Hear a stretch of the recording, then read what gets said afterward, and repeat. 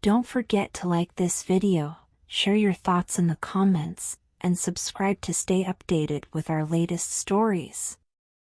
I never anticipated that one evening could fundamentally alter how I viewed my career, my life choices, and especially the man I'd worked alongside for over a decade.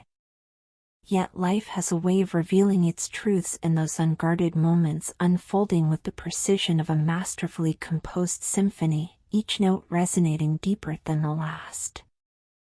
It began as an entirely ordinary night. The company's annual gala had just concluded, and through the expansive glass windows of our rooftop venue, the city lights shimmered like scattered diamonds. The lingering echoes of colleagues' laughter accompanied me as I stepped outside, grateful for the reprieve from the noise, inhaling the crisp night air that cooled my cheeks. My heels, those beautiful yet punishing instruments of professional attire, reminded me with every step of the hours spent standing, smiling, playing my part in the evening's choreography. I was preparing to leave when I turned and saw him standing there, James Carter, my boss for the past 12 years. The silver at his temples caught the ambient light, his impeccably tailored suit a testament to the confidence of a man who'd built his empire from the ground up. At 61, he carried himself with the same composed authority I'd always known, yet something about his expression tonight seemed different. "Just getting some air," I offered, mustering a small, polite smile. "That was quite a party," he remarked, moving to stand beside me, his hands slipping casually into his pockets. The usual professional demeanor softened slightly in the golden glow of the streetlights. "It was," I agreed, then surprised myself by adding, "though I'll be honest, these events aren't really my thing." He chuckled, the sound warm and unexpectedly genuine. "Funny you host them every year." "That's just business," he replied, then tilted his head slightly in my direction in that characteristic way of his. "You, on the other hand, actually seem to enjoy yourself tonight." I shrugged, the motion easier now that we'd stepped beyond our usual professional script. "I suppose I've learned to play the part." His quiet laughter joined mine, and for a suspended moment, we simply stood together in comfortable silence. The city hummed around us, the distant sounds of traffic, snippets of conversation from passers-by, the occasional blare of a horn, yet in this pocket of shared stillness, it felt like just the two of us, free from the structured formalities of our office roles. Then came the words that would change everything. "I'm not ready to go home yet," he admitted, his voice carrying a note I hadn't heard before. "Would you care to join me for a drink?" My breath caught. While it wasn't unusual for us to converse outside work hours, late-night calls to discuss strategy, meetings that stretched into evening, this felt fundamentally different. There was something in his tone, something beneath the surface that made my pulse quicken in a way I couldn't immediately name. After a heartbeat's hesitation, I heard myself reply, "Sure. Why not?" We left the bright towers of downtown behind, walking side by side into the quieter streets where the city's rhythm slowed.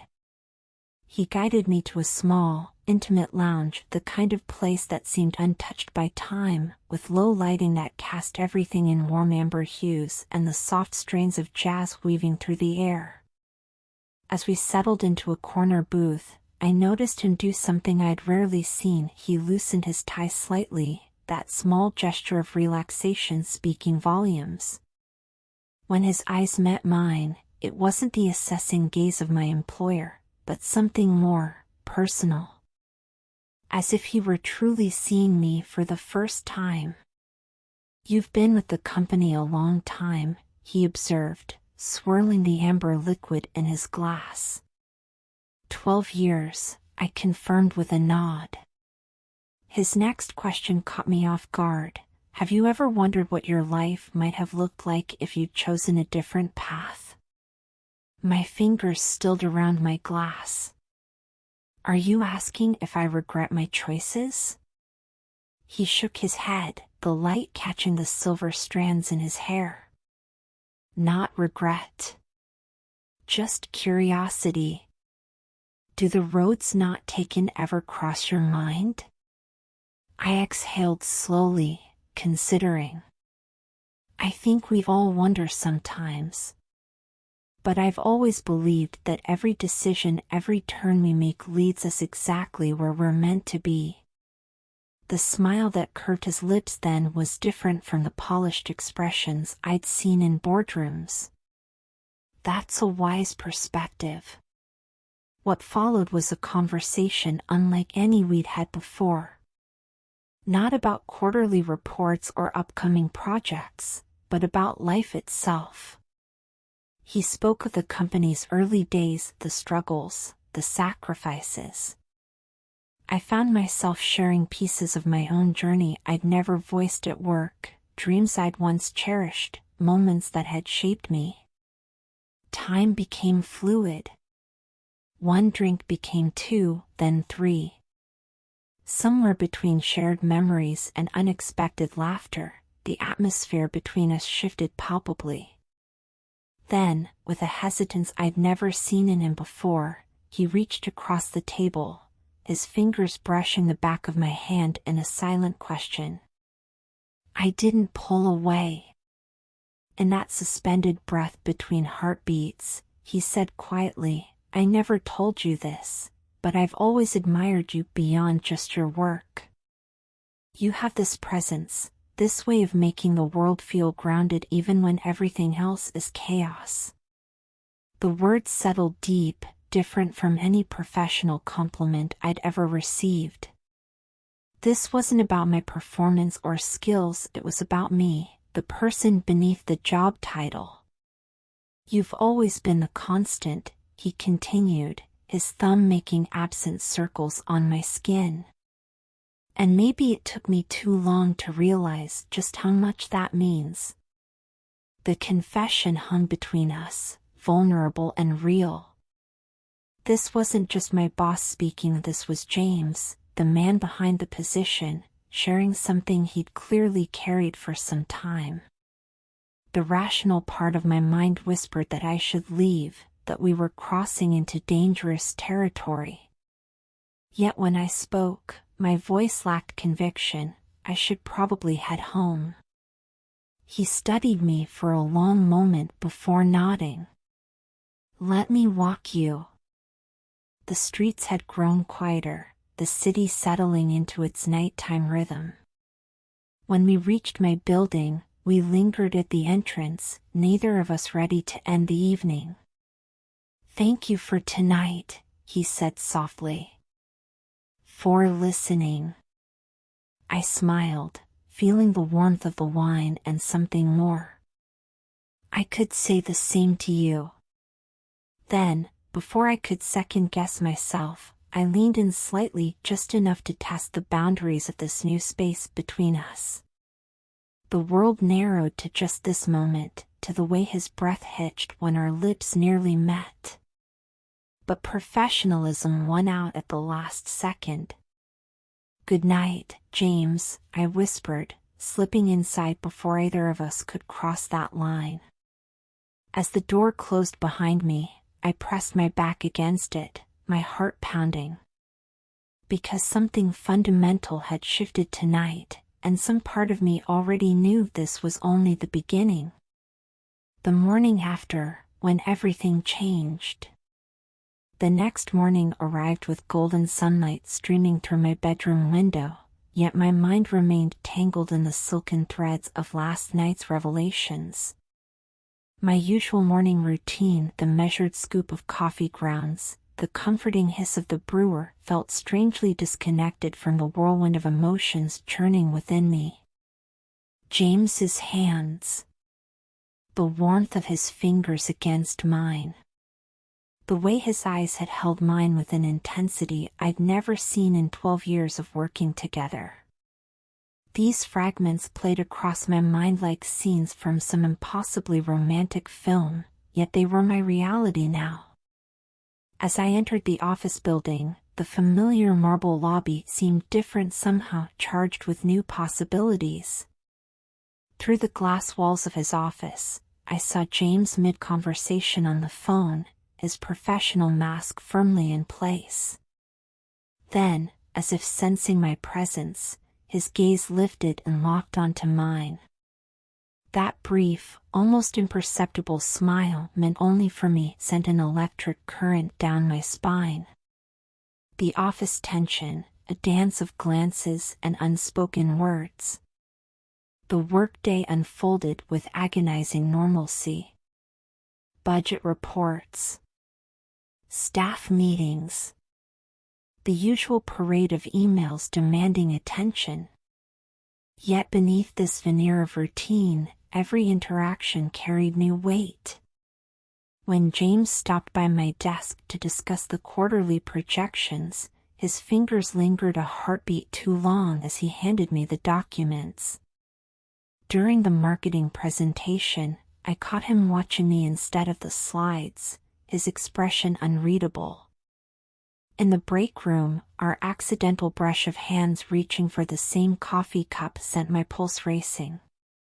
By mid-afternoon, I found myself standing on the small office terrace, gulping the crisp autumn air like a drowning woman. The city spread out below in its usual chaotic splendor, but my thoughts kept circling back to one impossible question: what were we doing? The confrontation, truth spoken in daylight. The terrace door creaked open behind me. "You've been avoiding me today."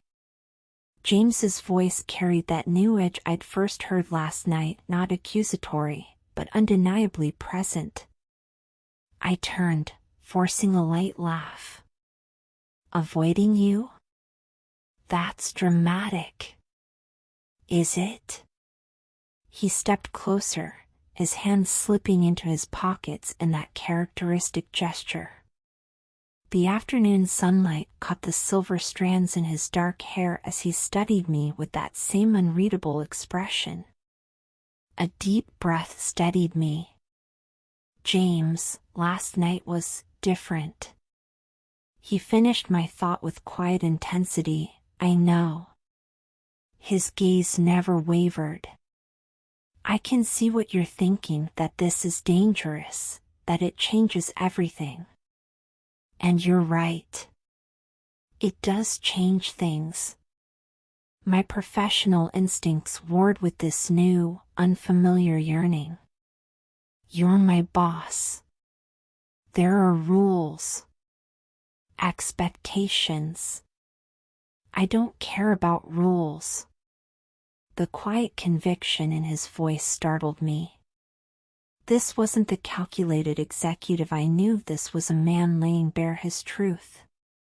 Last night, we weren't boss and employee. We were just two people. And I think we both felt something real. When I opened my mouth to protest, he continued softly, "And yet you haven't said you didn't feel it too." The terrace seemed to tilt beneath my feet. He was right, I couldn't deny what had passed between us. Not honestly. The moment of decision, crossing the threshold. James took a deliberate step closer, his voice dropping to that intimate register I'd only heard last night. "Tell me I'm wrong, and I'll drop this. We'll go back to how things were." His fingers brushed my wrist, not a demand, but a question.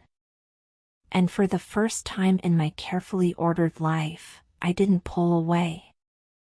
The warmth of his touch seemed to travel up my arm, spreading through my chest like liquid sunlight. "James," I whispered, my voice barely audible over the city's sounds below us. "I don't know where this leads." His answering smile held both promise and vulnerability. "Neither do I. But that doesn't mean we should walk away from it." A sudden breeze made me shiver. Without hesitation, James removed his suit jacket and draped it over my shoulders. The faint scent of his cologne, something warm and subtly spicy, enveloped me, making my breath catch. "Come on," he said, nodding toward the door. "Let's get out of here." The restaurant, confessions over wine. The intimate restaurant he chose might have been plucked from a romantic novel. Low lighting, discreet waiters, the murmur of other couples blending with soft piano music. As the first sip of rich red wine warmed my throat, I felt some of the day's tension ease. "So," I began, setting down my glass. "What exactly are we doing here?" James leaned back, swirling his wine thoughtfully. "Honestly, I just wanted to be somewhere with you where we didn't have to pretend." "Pretend what?" His eyes met mine with startling directness. "That last night didn't mean something." The words hung between us, undeniable. And for once in my carefully controlled life, I didn't overthink my response. It did. The relief that flashed across his face was unmistakable. What followed were hours of conversation unlike any we'd ever shared, not about work or responsibilities, but about our lives, our regrets, the roads not taken. I confessed how I'd prioritized career over personal happiness for so long. He spoke of the loneliness that came with building an empire. When his fingers brushed mine across the table, that simple, deliberate contact, it felt like the most natural thing in the world. The crossroad, a kiss that changed everything. Later, as we walked through the quieting city streets, the world seemed to hold its breath. At a deserted crosswalk, James stopped and turned to me. "I don't want to rush this," he said softly. "But I also refuse to pretend it doesn't matter." My nervous laugh escaped before I could stop it. That might be the understatement of the century. For a suspended moment, we simply stood there, two people balanced on the precipice of something enormous. Then, without planning or overthinking, I stepped closer. The way his breath caught sent a thrill through me. Our first kiss unfolded with tentative wonder, not like some dramatic movie moment, but like the first few notes of a melody we were learning together. His hand cradled my cheek with such reverence it made my chest ache. When we finally parted, his forehead rested gently against mine. "This changes everything, doesn't it?" I whispered. His response vibrated through me, "It does." But maybe that's exactly what we both needed. The new reality, dawn of something extraordinary. The following morning, sunlight painted my bedroom in gold as I awoke with the lingering sensation of James's lips on mine. His text, "No regrets I hope," sparked both giddiness and apprehension. Our park bench conversation that evening became our line in the sand. As the sunset painted the sky in fiery hues, we made our choice. "Let's see where this goes," I agreed, and in the circle of his arms, with his heartbeat strong and steady against mine, I understood this wasn't just a night that took an unexpected turn. This was the beginning of everything.